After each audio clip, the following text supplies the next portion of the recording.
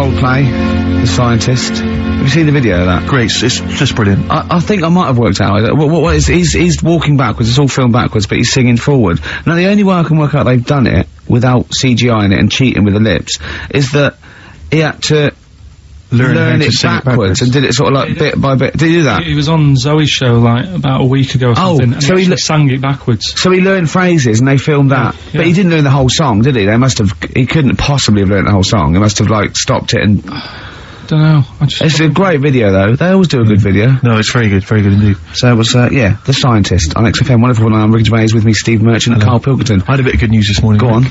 I was on the tube coming down, and I don't want to sound arrogant, I don't want to sound pushy, but I was at Green Park, and I'm fairly certain, Rick, it's not 100% corroborated, I'm fairly certain that a woman pinched my arse. So what do you think of that? Yes. There's a lot of pickpockets around Green Park. No, my wallet was still there. Really? But even if it wasn't, you know, that would have been money well spent. But but the wallet was still there, so what do you think of them apples? Eh? So what did you just pinch off? I can't confirm it at this stage, exactly what happened, but it certainly felt like a pinch. I looked round, there was a woman behind me. Right.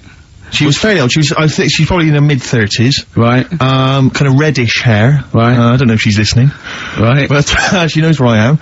And, so I don't know how to proceed, really, Rick. I don't know if it's worth putting up some posters around the Green Park area. Well, what you could just to try and corroborate it. Well, if you saw a woman pinch the lanky guy's arse, no, you could probably get in, contact with British Rail and go back over their CCTV cameras, yeah. And then they could probably zoom in and, you know, sort of identifying sort of birthmarks, or she might have been holding some Then I could hire a private eye.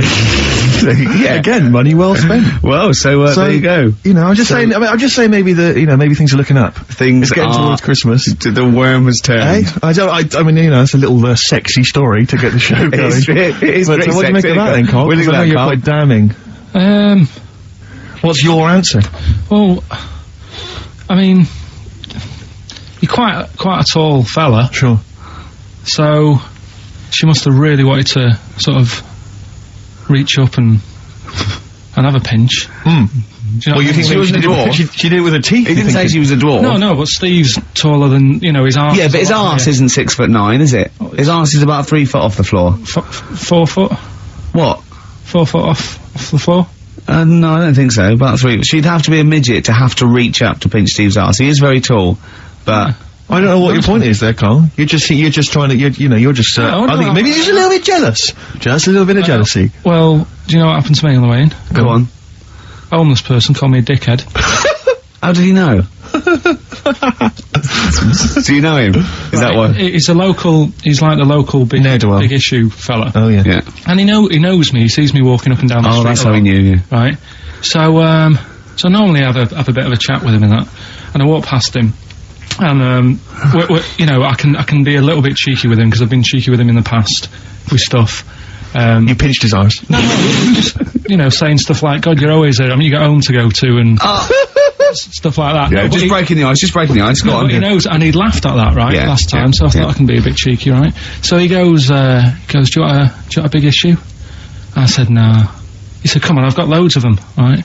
So I sort of said, when I was a kid, and I used to do a free paper around the free papers one, I said, just put them in the bin and go home, right? And he went, yeah, but how am I going to get any money doing that, you dickhead? You see, I can see his point. He is homeless and having to sell newspapers to get 50p or a quid or whatever. Yeah, and sometimes I treat him, right? And today I didn't have any money. I had a takeaway last night and I normally give them a quid, and I felt bad not being able to do that because I didn't have any money on me last night. Right. I couldn't look him in the eye. Did you explain this to the homeless person, the traumas of the takeaway without the tip? Did you explain that, you know, you've had it hard as well? I go, look, you don't. I had food delivered to my warm flat. Yeah, it was. Yeah, you don't know what that's like. You don't know what the trauma is because you can't have food delivered to your flat because you haven't got one. So please don't look at me like that. You should have said. But most people ignore him. At least I gave him a bit of acknowledgement and sort of. took the mick. Yeah. I didn't think I was. I just was being friendly. No, I know. You gotta be careful with the homeless, because this is true, and this is, you know when the clocks went back recently? Yeah. So you got an extra hour in bed? Yeah. And, I was at Cash Point with a friend of mine, and there was a homeless person sat by the Cash Point, and, you know, we would get some money out, and she said spare some change, and my friend's like, oh, he's a bit awkward, he's just trying to make conversation with her, he went, oh, clocks go back? Extra hour in bed? Oh no. I gave her £2. I felt so bad. He didn't do it intentionally, he didn't realise what he'd said. Just making conversation. Bumbling. It's tricky making conversation with the homeless, because there's so many areas you've got to avoid, you know, what was on the telly. Yeah. You know. Although I get recognised by homeless people and think, oh, are they, I don't know where... Well, you gotta remember, that's very much your demographic, Rick. Yeah. You know, people who watch TV through the window of Dixon's. Yeah, in Dixon's, yeah, there was Ricky Gervais as well. Yeah. Well, they can smell the alcohol on you, they think you're one of them. Oh, I've had to cut down on that. I've been really good with this training thing. The boxing. Play a record and I'll tell you about that. I had my first week of training. I'm in trouble. I'm struggling. What do you want to play? Oh, we've got a bit of, have we? Stone Roses, classic.